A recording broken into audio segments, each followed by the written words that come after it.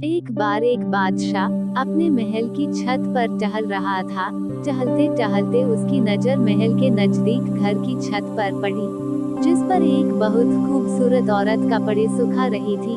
बादशाह ने अपने एक बांदी को बुलाकर पूछा, किसकी बीवी है ये? बांदी ने कहा, बादशाह सलामत, यह आपके गुलाम फिरोज की बीवी है। बादशाह नीचे उतरा, पर अब भी बादशाह पर उस औरत की खूबसूरती का जादू सा छाया हुआ था। उसने मन ही मन एक तरकीब लगाते हुए फिरोज को बुलावाया।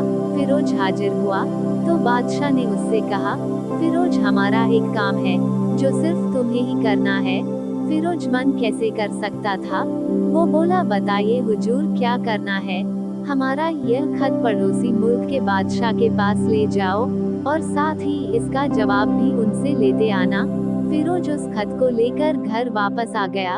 खत को अपने तकिए के नीचे रख दिया, सफर का सामान तैयार किया, रात घर में गुजारी और जल्दी सुबह मंजिले मकसूद पर रवाना हो गया। इस बात से बेखबर कि बादशाह ने उसके साथ क्या चाल चली है, इधर जैसे ही फिरोज नजर से ओझल हुआ, बादशाह चुपके से फिरोज के घर पहुंचा और आहिस्ता से फिरोज के घर का दरवाजा खटखटाया। फिरोज की बीवी ने कहा, कौन है? बादशाह ने कहा, मैं बादशाह हूँ, तुम्हारे शौहर का मालिक। तो उसने दरवाजा खोला, बादशाह अंदर आकर बैठ गया। फिरोज की बीवी ने हैरान होकर कहा, आज बादशाह सलामत यहाँ हमारे गरीब खाने में कैसे पधारे? बादशाह ने कहा, मैं यहाँ मेहमान बनकर आया हूँ। फिरोज की बीवी समझदार थी, उसने बादशाह का मतलब समझकर कहा, मैं अल्लाह की पनाह चाहती हूँ आपके इस तरह आने से, जिसमें मुझे कोई वजह नजर नहीं आ रही। बादशाह ने गुस्से में कहा, लड़की, क्या कह रही हो तुम? शायद तुमने मुझे पहचाना नहीं। मैं इस सल्तनत का बादशाह हूँ, तुम्हारे शौहर का मालिक। फिरोज की बीवी ने कहा, बादशाह सलामत, मैं जानती हूँ कि आप ही बादशाह है, लेकिन बुजुर्ग कह गए हैं, शेर को अगर चाहे जितनी ही भूख लगी हो, वो मुर्दा तो नहीं खाना शुरू कर देता। और कहा, बादशाह सलामत होकर उस कटोरे में पानी पीने आए हो जिसमें तुम्हारे कुत्ते ने पानी पिया है।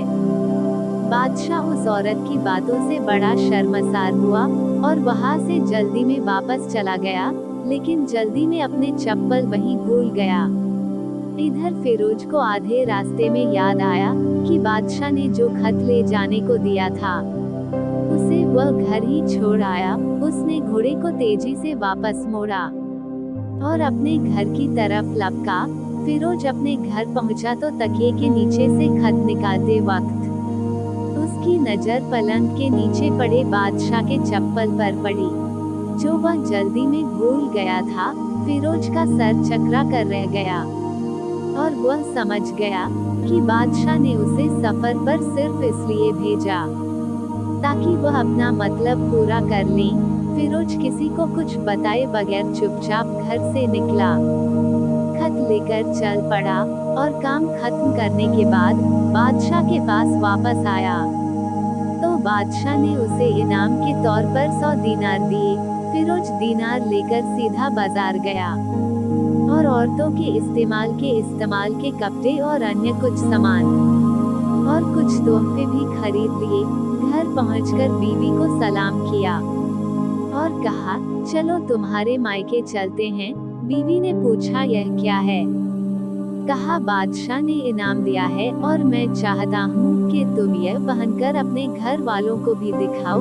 बीवी ने कहा, जैसे आप चाहे। बीवी तैयार हुई और अपने वालिदैन के घर अपने शौहर के साथ रवाना हुए। दामाद और बेटी और उनके लाए गए तोहफे को देखकर वो लोग बहुत खुश हुए। फिरोज बीवी को छोड़कर वापस आ गया। 1 महीना गुजरने के बावजूद न बीवी का पूछा और न उसको वापस बुलाया। तो फिर कुछ दिन बाद उसके साले उससे मिलने आए और उनसे कहा, क्या आपकी हमारी बहन से या हमसे कोई नाराजगी की वजह है? नहीं, तो फिर हम आपको काजी के सामने पेश करेंगे। तो उसने कहा, अगर तुम चाहो तो कर लो, लेकिन अब मेरे जिम्मे उसका ऐसा कोई हक ही नहीं जो मैंने अदा न किया हो। तो वो लोग अपना केस काजी के पास ले गए। काजी ने फिरोज को बुलाया। फिरोज आया। काजी उस वक्त बादशाह के पास बैठा हुआ था। लड़की के भाइयों ने कहा, अल्लाह बादशाह सलामत और काजी साहब को सही सलामत रखे। काजी साहब, हमने एक सब्ज बाग फलों से भरे हुए और साथ में मीठे पानी का कुआं इस शख्स के हवाले में दिया था। इस शख्स ने हमारा बाग उजाड़ दिया, सारे फल खा लिए, दरख्त काट लिए और कुएं को खराब करके बंद कर दिया। काजी फिरोज की तरह होकर पूछा, हाँ तो लड़के तुम क्या कहते हो इस बारे में? फिरोज ने कहा, काजी साहब, जो बाग मुझे दिया गया था वो उससे बेहतर हालत में मैंने उसे वापस किया है। काजी ने पूछा, क्या इसने बाग तुम्हारे हवाले वैसी ही हालत में वापस किया है जैसे पहले था? उन्होंने कहा, हाँ वैसी ही हालत में वापस किया है, लेकिन हम उनसे बाग वापस करने की वजह जानना चाहते हैं। काजी ने कहा, हाँ फिरोज, तो इस बारे में क्या कहना चाहते हो?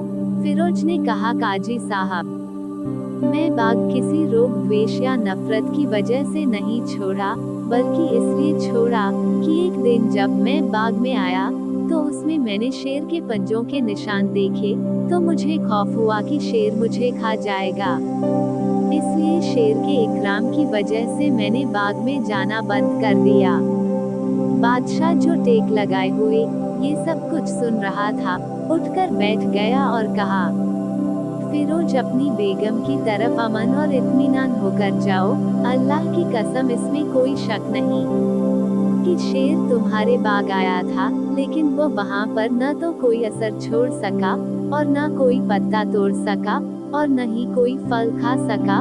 वो वहाँ पर थोड़ी देर रहा और मायूस होकर लौट गया, और खुदा की कसम, मैंने कभी तुम्हारे जैसे बाग के इर्द गिर्द लगे मजबूत दीवार नहीं देखी। यह सुनकर फिरोज अपने घर लौट आया और अपनी बीवी को भी वापस ले आया। न तो काजी को पता चला और न ही किसी और को कि माजरा क्या है। क्या खूब बेहतर तरीका है अपने राज को छुपाने का, कि लोगों को पता ना चले, अपने घरों के भेद किसी पर जाहिर न होने दें। फिर मिलेंगे दोस्तों अगली वीडियो के साथ। तब तक के लिए अपना ख्याल रखिए और हमेशा मुस्कुराते रहिए। धन्यवाद।